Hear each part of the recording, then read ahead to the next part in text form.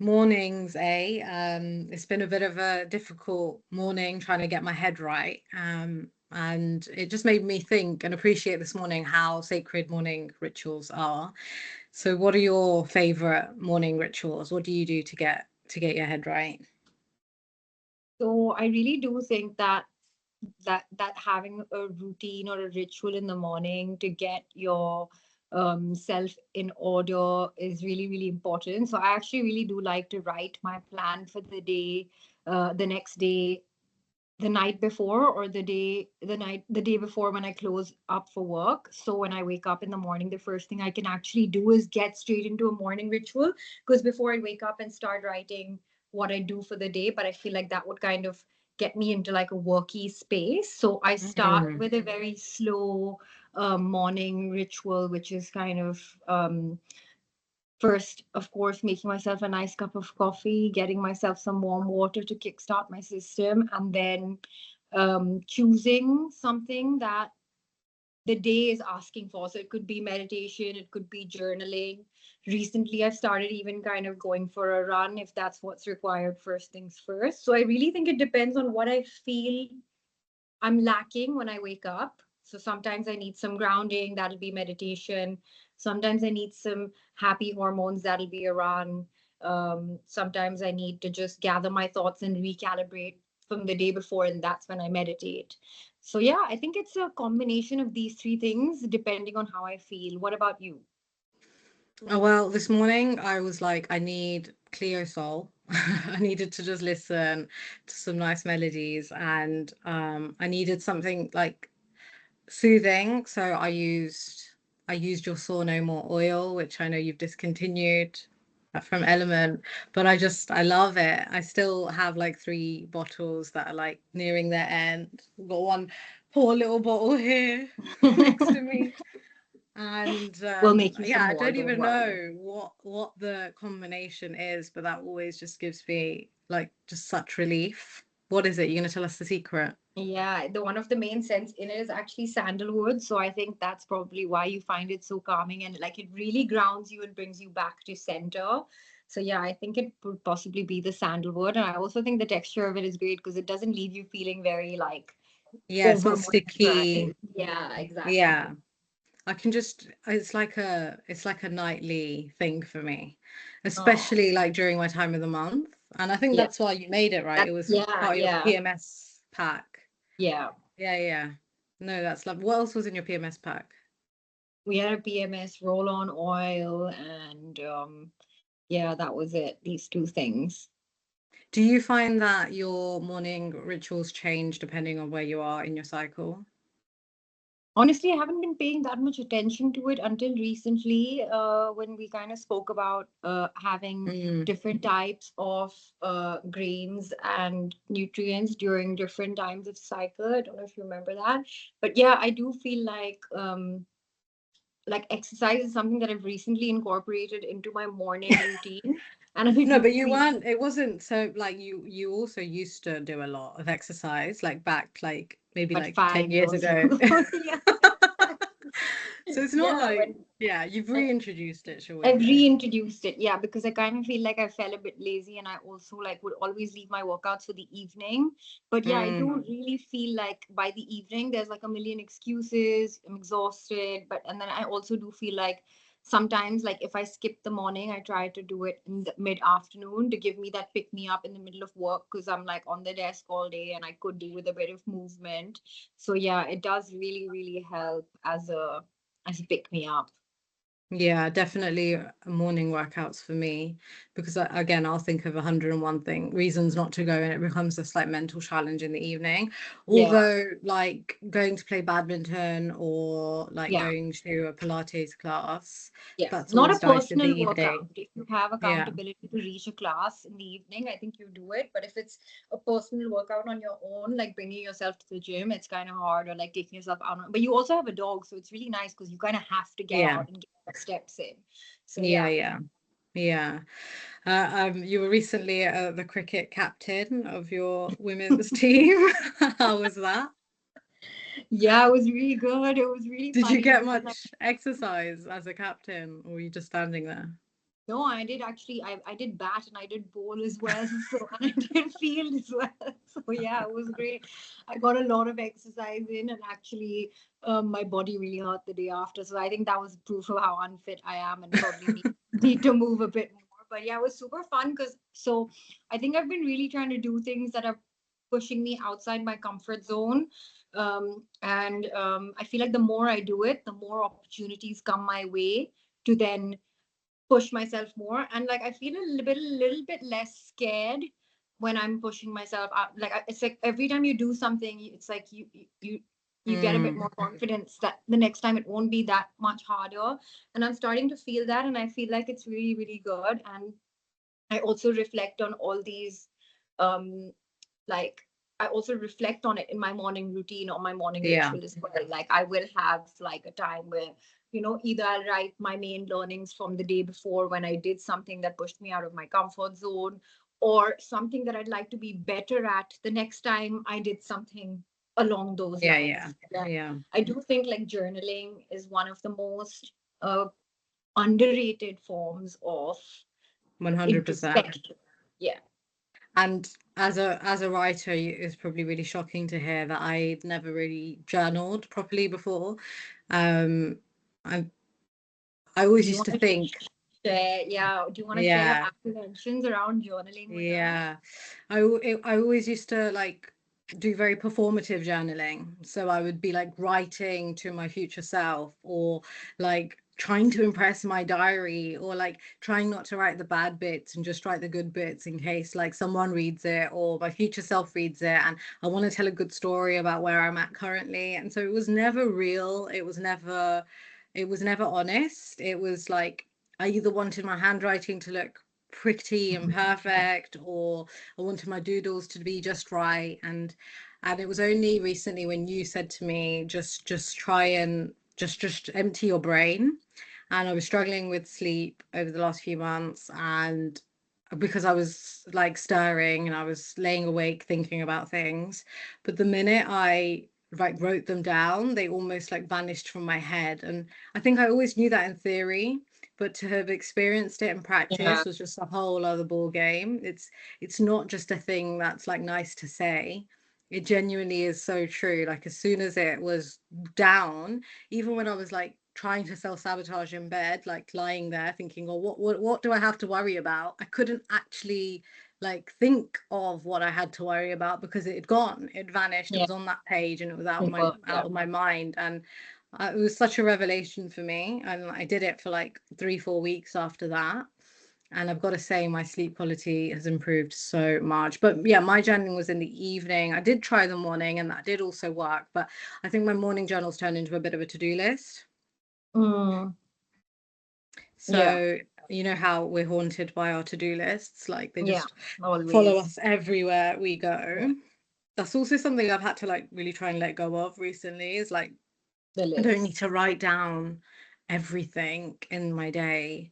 Um, and that But that's feeling just of us, like, right? Like yeah. planning like 8 a.m. to 8:15 and then half 8 to 9. Like I think, yeah, in a way it's kind of good, and in a way it's really, really questionable as well, because you don't just flow with stuff. But then when you have so many things to do, you kind of have to be really like organized with your time. So I guess But when it, finding it a yeah. balance. And one more thing I'd really like to share is journal prompts. So, like for people who struggle with what to write about or what to journal about, there's so many places, the websites that share journal prompts as well, like what to journal about today. I've been sharing some with you as well every now and then.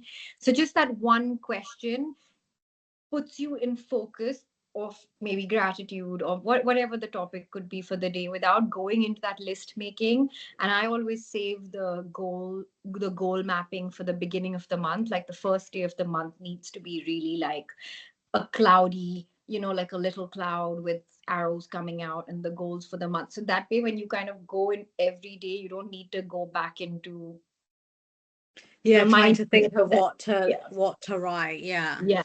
Yeah. Yeah. I like the journal prompts when I'm doing it with someone. So like Right. I'll sort of try and get Shaq to take out 5-10 minutes to sit with me and write his, and then it like inspires conversation. But I do find the general prompts hard when it's just me. I mean, it shouldn't be, but I think it's just something I enjoy more when it's like with people. I remember like Avish and Ro coming over, Shakti's friends, and giving them like a journal prompt, just like the 3 things they were grateful for, and it was just so sweet. Like they were like, my dog, my friends that I've come to stay with, and it was just like nice because at the end, like you're able to discuss it as a group, and obviously it's something that they as lads don't do very often. Yeah, of course. I'm sure. So yeah, it was nice to do that. But what I was going to say about lists is where it becomes problematic, like especially Yeah. for us, is when you're seeking validation from them. So like when you've completed something but it wasn't on your list, going back to your list and writing it down just to be able to cross it off, just so you can feel that much more accomplished at the end of the day. Like that was like haunting me, just like I do that a lot, and I'm like really Same. trying to like rewire my brain slightly to like not seek that level of validation from myself. It's not like anyone else is giving me a pat on the back at the end of the day, but Just the it's like it squish that helps feels so good. helps me sleep better. But yeah, that Yeah, needs I to feel you go. on that.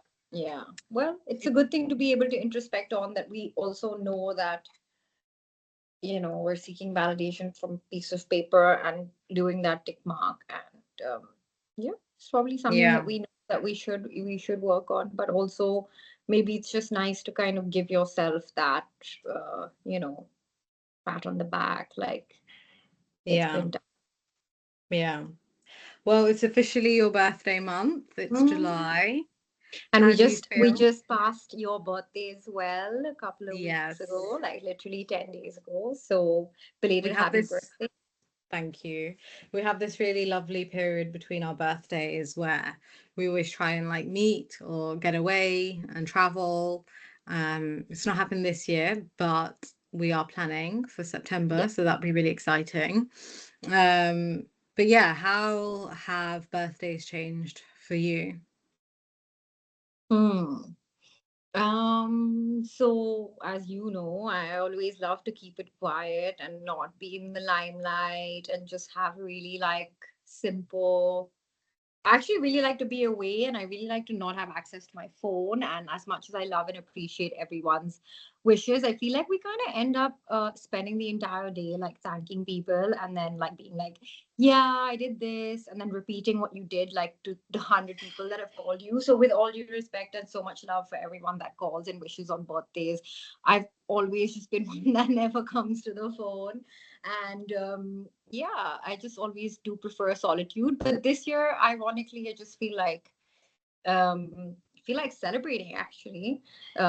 So yeah, we'll see how that goes. And what about you? What did you do for your birthday? How are you feeling this year? What's your thoughts about? Yeah, well, as you know, I've always been a big sort of bringing everyone together on my birthday, doing a big thing, like always feeling really overexerted and stretched and feeling like all my like 100 different personalities have to come out to appease all my different 100 like friendship groups. But Yeah. like as you know, I keep saying we've passed that 30 mark, and as the circles have got smaller and as the inner voice has got a bit louder, I just really Mm. wanted to just do something really chill, really relaxed. And I actually spent the day with my tattva writing group, and it was really lovely because we had a workshop in the morning, and we shared some of our like progress and what we're hoping to achieve. And I was also able to put to bed some projects that just haven't come to fruition, and some projects that I felt really guilty about over the last few years not being able to like make happen. And I felt like over the last few years felt the weight of people like expecting that certain projects launch because they'd also put work into it. But I sort of publicly announced to the writing group on my birthday that they're not going to happen, and I want to like take the weight of them off my shoulders and move into new creative Yeah. ventures and experiences and give my energy to other things. So that felt really good to do. I felt like a long time coming. And I think That's there's so nice. something, yeah, something to say about when you publicly affirm something, because I do feel like I don't feel as guilty or ashamed to be like going public with this podcast, for example. Like I want to put good energy into it. So yeah, like I'm just glad that I can like breathe creatively again. Nice. That's so amazing. Yeah, because you know how much that was sort of like weighing Yeah. down on Yeah. me. It just wasn't happening. So yeah, happy about that. What is a big no-no for birthday gifts from the other half? Because we need to discuss this because I know we've had Wait, our like sort of that's what, yeah, private, yeah. let's do that. But also before we go into that, I want you to introduce Shakti and like I think we've been speaking about Kunal and Shakti like very like Yeah. casually, but obviously not everyone's gonna know who we're referring to. So you go first. Yeah, okay, introduce him. Shakti's my husband. We've been married for about a year and a half now, longer than that now, actually. It was September Almost two. 2023. Yeah. Yeah. Um, we moved into our apartment, our flat, at the beginning of last year, and yeah, we've just been like growing together, going through the ups and downs of life together. And we'd been together for about 2 years before we got married. Yeah, I don't know what else to say. He'll come up quite a lot in conversation because he is Yeah. the current point of reference for a lot of things right now. Absolutely. And who is Ganal? Well, Kunal is my husband, and we've been married for 5 years. And Wow. Has it yeah, been it's gonna be 5 years? in January. It will be 5 years, so like 4.5. But yeah, can you believe it? When you said 1.5, now I was like, oh my god, that's like we've been like it's been a long, long time. So yeah, half a Yeah. decade almost, and we're finally settling into the beauty of marriage because it does take its own Sweet uh, time. yeah, absolutely. And I think that it's okay to take that time because it's setting the foundation for the rest of your life. So to all the people who are getting married or newly gotten married, take the time to build your foundation because Yeah. I think it takes actually even so Kunal and I actually ironically have known each other since we were kids and it's at school since year 10. And I as much as I thought I really knew him and he probably thought he really knew me, I think it's actually taken us a lot of living with each other and understanding and respecting each other's differences to really know each other. And yeah, so yeah, I think that they already came up in episode 1, and I'm sure they're gonna keep coming up in Yeah, our conversation. So definitely. I thought it would be nice for our listeners to have a little bit of an intro to our better halves as well. So Yeah. yeah, And just leading it back to birthdays and husbands, like Shakti has all the best intentions. He really likes to show me that he cares and he's very loving. But gift giving is just not his natural. It doesn't come naturally to him. well, And Shaq should so be chatting with me before your birthday then. so this year he gave me a work bag, and it's a really nice work bag. And he'd obviously done a lot of research, but I did find myself messaging Minash frantically afterwards, like, "Oh, bags are just such a thoughtless gift." Like, but to be honest, do have to caveat it with he also made me a care package because I've Yeah, recently been trying to go gluten free. So he did buy me a lot of like gluten free snacks, and he also bought me this lavender pillow mist because I was struggling with my sleep. So all of that was super thoughtful.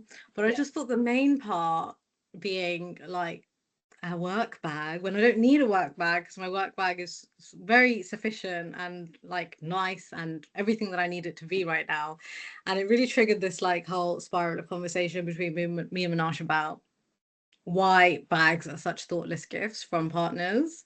So yeah, I know you've been given your fair few handbags by Kunal. Yeah. And my parents as well for that matter. So yeah, I would agree that yeah, I think I don't think I would not even say that it's a thoughtless gift in general because it would be really nice for some people. I would just say that in the phase of life that we are in right now, I think that we just are so much more appreciative of experiences, of memories, of maybe going on a trip or maybe having an experience that would kind of become a Yeah. memory potentially. So it's not really on anyone for um yeah, I wouldn't want to, I wouldn't really like love that as a gift at this phase of my life. But yeah, that there have been earlier phases of my life where that was like the highlight, you know, like. But yeah, I completely Yeah. agree with you. I wonder if that is something that people in We a similar grow phase of with, life yeah. feel as well, because yeah, same. There would have been once upon a time, it would have been really nice to receive a bag, but I remember Something. going to work and saying it, then I felt really ungrateful, and I like found myself like sort of apologizing to him, and I was using the work bag. I have been using it, and he keeps saying to me, "We'll return it," and I'm like, "No, like I'll It's a still use the sentiment. bag."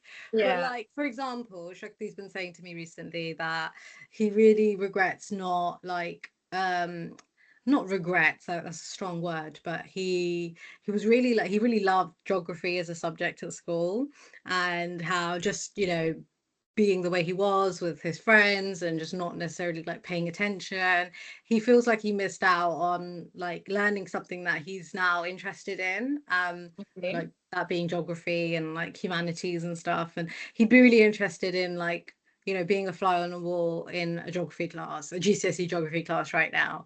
And I was like, oh, that's really like, that's interesting. So I like immediately like made note of that. And I looked up like seminars, geography seminars, and I looked up like planetarium experience days. And I thought, you know what, like for our anniversary, which is coming up in September, like that would be a really nice thing to do, like go to the planetarium, maybe do like an overnight stay, because you can do that in a planetarium, Nice. and then like maybe have like a one-to-one guide. And then I just thought like it doesn't come naturally to him to like Yeah. think that way. But yeah, I don't So want to you like know, go, yeah. gifting, you know, like I had a gifting company for a while in Oh Bombay yeah. previously, and one of the main things in that was the joy of the I'm gonna try to remember the exact phrase, but it went something along the lines of the joy of gifting is in the person that's giving it than the person who's receiving it. Yeah, so And true. I found that so true, because the person who actually puts the effort into making the gift is actually feeling the joy probably more than the receiver. And No, yeah, that so I is true. And I know that Shakti would have spent hours with ChatGPT going over what's the best work bag and which one has more pockets. And he made sure he got all the accessories. It comes with like a cute mirror. And, you know, it was really sweet. So that's I really do, sweet. yeah, I think the experience for him would have been really like he would have put all that thought into it. So sorry if I'm coming across bratty and ungrateful.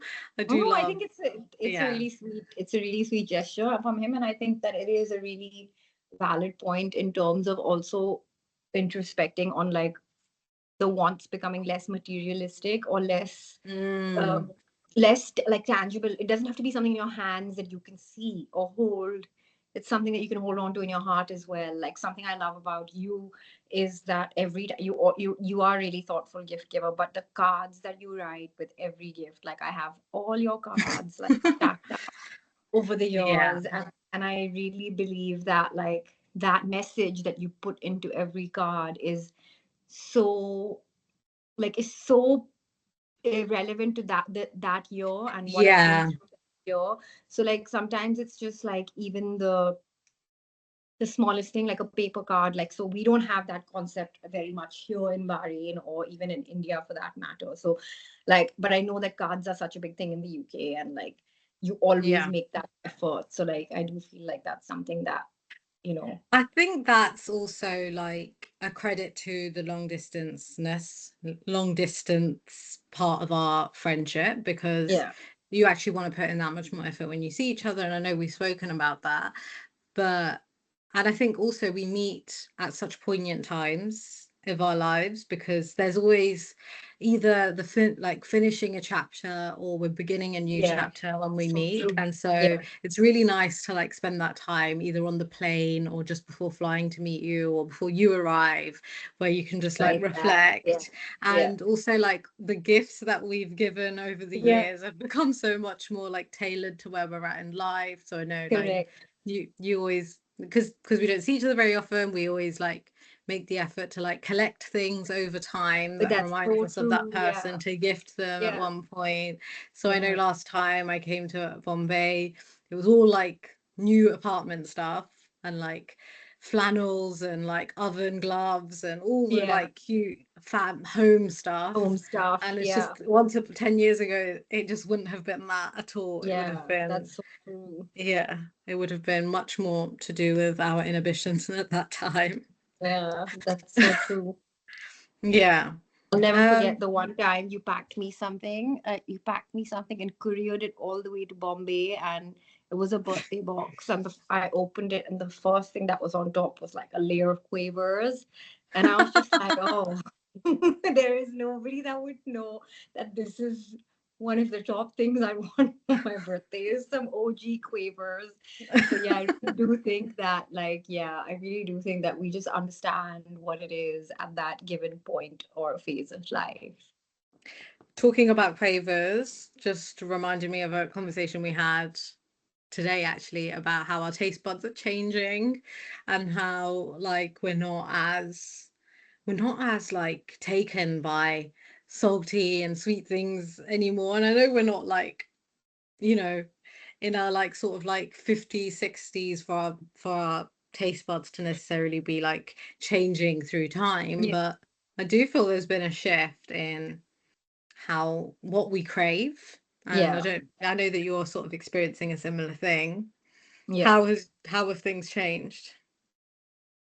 I do feel like I've not been craving that much sugar and doing my midnight binges, which I've become Was really famous notorious for. for. Yeah, literally, because Kunal would always be like telling my stories to everyone about how I'm like there eating at night. And yeah, in between, I had become really like dependent on junk food to process my emotions, or I don't know, just comfort myself. I don't know what I was getting out of it. I can't really still pinpoint, but I was really, really keen on changing that and kind of letting go of those habits. And yeah, I do feel like just cutting down the sugar intake, cutting down my night eating completely. And I did that consciously by just stopping, by not purchasing anything. So if it's not there, I can't have it. Versus like the Yeah. first thing I'd do in the supermarket generally would be stock up on my night stash. And like I just consciously decided to stop doing that. And I do feel like because it's not there, I don't want it, because I haven't had it for so many days, I don't crave it. Like it's naturally suppressed my cravings. And I'm okay with a little bit less sugar in my coffee. I'm okay with me and salt with food, and I'm always putting it on top. I've kind of just tried to like stop doing that as well, because I feel like the more you do it, the more you want it. And I think Yeah. that we an age where I think we need to be a bit conscious about what's going into our body. And like Kunal's really against putting salt on top of cooked food. And he's always been like, every time I do it, he'll just give me that little stare, and I'm just like, that doesn't matter. But like I do think that yeah, these things do matter in the long run. And yeah, just It's simple the things like, water retention more than anything with the yeah, salt. from I the remember salt, us going yeah, on holiday our and like swollen fingers. oh my gosh. We were just so Mm, clueless then as well. yeah, literally. But I do think that Yeah. over time you really do evolve in terms of your eating habits. I think your body just naturally starts to reject stuff. Like I really don't like salad, and I have never liked salad my entire life. But it's really hot here right now, and I've actually been craving like just a nice cold salad. Like my insides feel clean. I just always had this thing that I need to eat really heavy food to feel satiated, heavy being cheese, cream, my favorite Yeah. Alfredo sauce pasta and all that stuff. But Yeah. I Yeah. do feel really, really good having a bit of salad, a little bit of the like yogurt, a little bit of just having a balanced meal with like different things that satisfy you, satiate you, and the difference between just eating to fill your stomach and finding foods that actually satiate you so you don't need to eat in large quantities.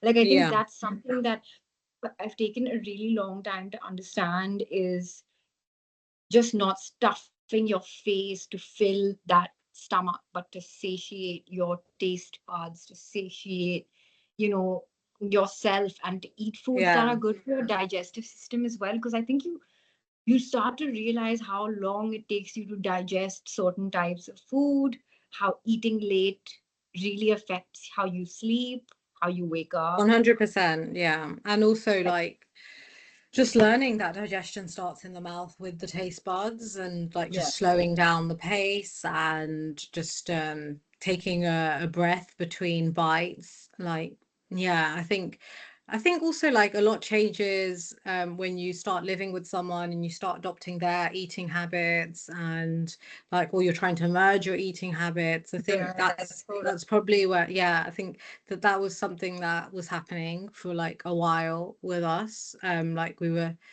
and I remember when Nisha and Sumit first got married, we never drank tea in the evenings, but then Nisha had like this, like, ritual of having tea in the evening. So now, like, no matter what time of day, we have tea in the evenings. And it's just funny how, like, these little rituals can, like, creep into your life without even knowing. And I didn't actually notice that like that was a ritual that Nisha brought in until like very recently, when someone was like, how can you like have tea and like go to bed, and I'm like, that never was a thing, but I suppose it is now. And yes, it's kind of nice because you can all come together and like share that together in the evening. But Yeah. yeah, I've been learning a lot about my sort of what works for me nutrition wise recently, with the help of my nutritionist Pav. And I came to her with so many misconceptions about sort of what would be good or bad for me. And she sort of turned around and she said, that might be good generally, but let's see if it actually works for you and your body. And I think that was like the groundbreaking thing there. Like, I had just been holding on to these very general conceptions. They might not be misconceptions, they might work broadly, but it doesn't necessarily mean that that's not good, that's not wrong, that's wrong or right for me. So yeah, we've been testing a lot. We're sort of like 5 weeks in now.